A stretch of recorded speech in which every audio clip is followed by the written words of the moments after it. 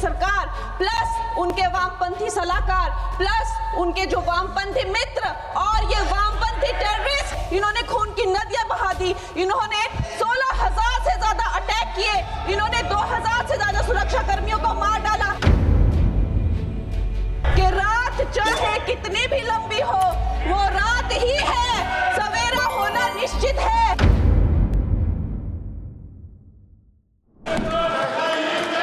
कंगना रनौत जी। धन्यवाद अध्यक्ष महोदय जी।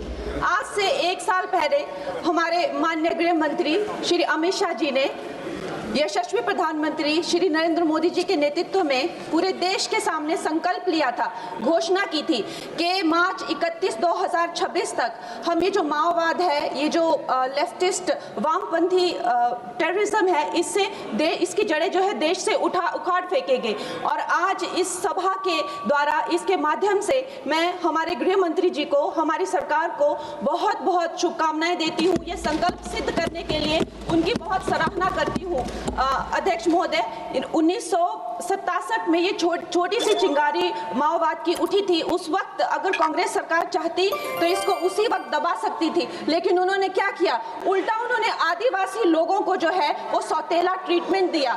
उनके बीच में जो एक वैचारिक दूरियां थी, उनको कभी भी उन्होंने खत्म नहीं किया।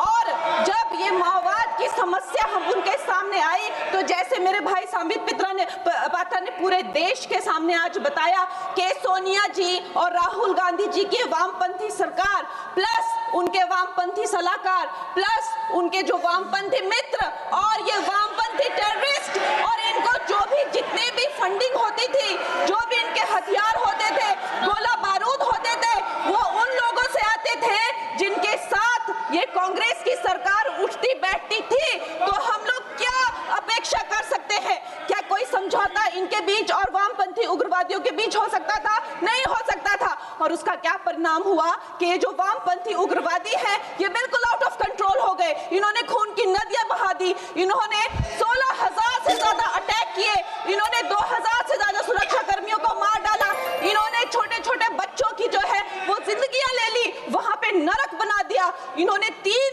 पीढ़ियां ये जो है नक्सलवाद की जो आग में है, जो इन्होंने झोंक दी।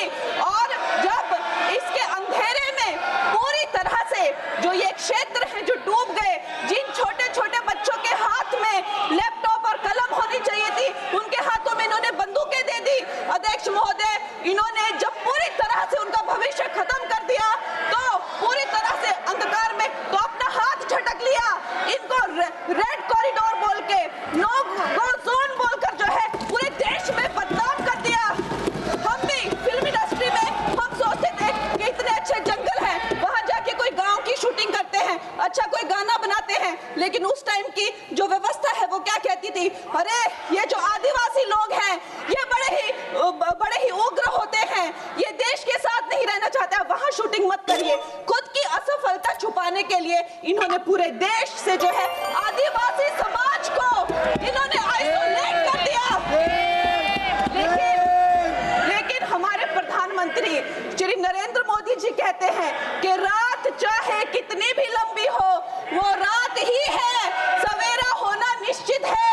और 2014 में जब प्रधानमंत्री जी की सरकार आई और आज हम देखते हैं कि उन्होंने एक आदिवासी महिला को जो है वो राष्ट्रपति बनाया, उन्होंने हमारे सुरक्षा बलों को जो है वो सशक्त किया, और उनको सशक्त करने के बाद उन्होंने वो रेड कॉरिडोर, वो भयानक नो-गो जोन को जो है वापस लिया, वहां पे संविधान स्थापित किया। अध्यक्ष महोदय, मैं एक नई सांसद हूँ, मुझे 2 मिनट दीजिए। और खैर, प्रधानमंत्री जी ने क्या विकास किया वहां पर, चाहे वो घर बनवाए हो, चाहे वो नल लगवाए हो, चाहे वो 70 लाख महिलाओं को 1,000 की मदद की हो, 21 किश्तों में 13,000 करोड़ दिए हो, या वहां पर जो है जितने भी काम किए हो, वो मैं अगर शुरू कर दूं तो आज दिन से रात और रात से फिर दिन हो जाए, तो उसमें मैं नहीं जाऊंगी। लेकिन मैं ये जरूर कहूंगी कि जो वहां पे डिजिटल पेमेंट्स हुई है, उनका मैं बहुत ही ज्यादा सराहना करती हूँ। उससे जो नक्सलियों का जो वित्तीय नेटवर्क है वो टूटा है, जो वो वसूली का काम करते हैं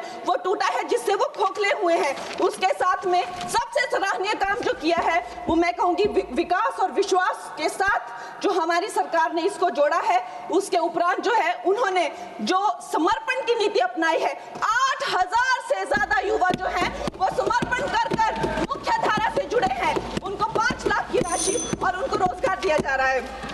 महोदय जी, मेरे पास कहने के लिए तो बहुत है, लेकिन मुझे बहुत ही कम समय मिल रहा है। सदन के पास समय नहीं इस है। तरह की नीति हमने दोगों में भी अपनाई है और वहाँ भी बोडो में, आसाम में भी 10,000 से ज्यादा लोगों ने समर्पण किया है। और मैं अंत में अध्यक्ष महोदय जी, मैं यही कहना चाहूंगी कि गृह मंत्री जी ने और प्रधानमंत्री जी ने पूरे देश में यह संदेश दिया है कि ये देश बंदूक की नोक से नहीं चलेगा, ये देश संविधान से चलेगा, ये देश जनता के विश्वास से चलेगा। फिर से मैं अपनी सरकार को बहुत बहुत बधाई देती हूँ। धन्यवाद। श्री हनुमान बेनीवाल।